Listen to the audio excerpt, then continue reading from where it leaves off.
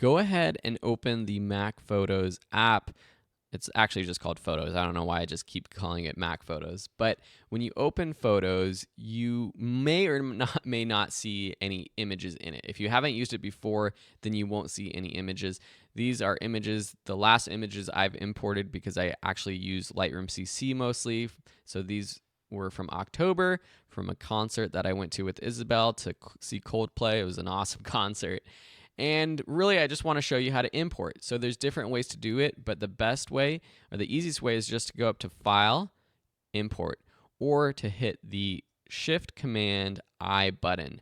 And that's a keyboard shortcut, and I'll be using a lot of keyboard shortcuts in this class. So go ahead and find your Mac Photos folder and select all of the photos. And I'm not sure if I'll be using all of these, but go ahead and click Review for Import.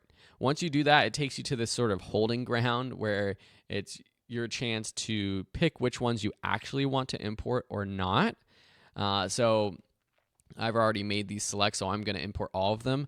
But for example, if you are importing a bunch of photos from a photo shoot, from your memory card or whatever, which you would be able to find in your Finder when you click Import, you might not want to import all of the photos. And so then you would want to make sure you can select different folders to import to.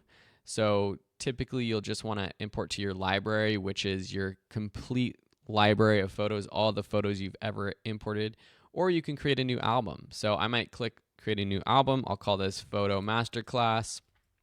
Click OK. And now it's going to be imported into that new folder, which is a great way to organize. You can create folders later on, but just doing that while you import is a good idea. And then click Import All New Photos.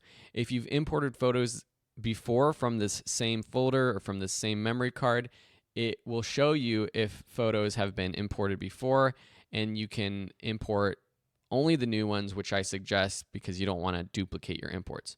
Or you can click specific photos and choose the ones you want to import. And you can see that if I only have several of these selected, you can click this Import 5 selected photos there.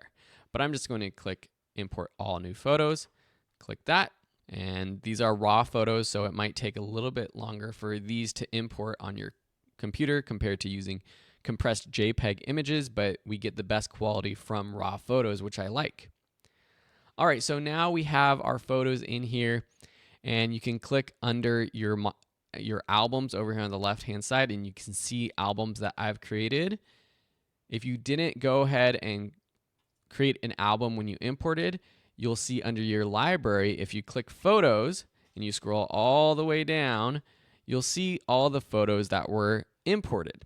These photos are organized by date automatically in your library, which is a cool way to organize and find them. So if you forget where they are, but you remember when you took them, you can go to that specific time. There's also other ways to sort of organize by organizing by people's faces, and you can actually tag people in your photos. For example, if I open up one of these photos and then clicking this I button up here in the top right, you get the information of this photo. Here's where you can see the metadata, including the camera that was used, the size of the image, the ISO, the lens, the aperture, the shutter speed. And here you can click plus faces. And then you basically can put this circle, resize it over the face, and then I'll just type in Sam. So now let's go back, and if we click our people, we have our Sam folder. And if we click Sam, it will show all the folders with Sam in it. So that's one way that Mac Photos is awesome for organizing photos. Now I clicked back to the photos to see by date. If you didn't create an album, what you can do is if you hover over My Albums, click the plus sign and create an album. So if you create an album, you create sort of a master folder. And then if you want, you can create a folder that you can put albums into.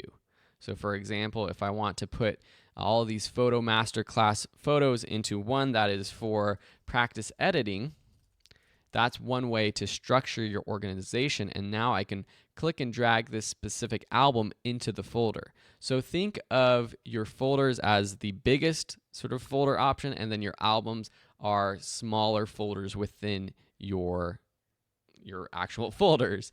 And so I'm going to actually delete that. So let me click and drag my Photo Masterclass album outside of the practice editing folder, and then right click and delete that folder. Yes, confirm that I want to delete. So those are the basic ways to import and to organize your photos. If I go back and import more folders, so let's go ahead and click import. And just for fun, let me pick one of these other folders that was in, say for example, let's go to our Lightroom CC, click review for import. And now I can import these into the Photo Masterclass album that I've created in the past. And here you can see that there's different folders. Those are the ones with the little arrows to the right. And if I have an album within there, I can pick an album within those folders. I'm not going to do that because I want to make sure I'm only using the photos that I want for this class. But that's how you import. If you have any other questions about organization, let me know. And later on in this section of the class, I will have sort of more complete lectures on all kinds of different import strategies, importing from your phone, importing from iCloud, and organization that you can check out. But in the next lesson, we are going to start editing these photos.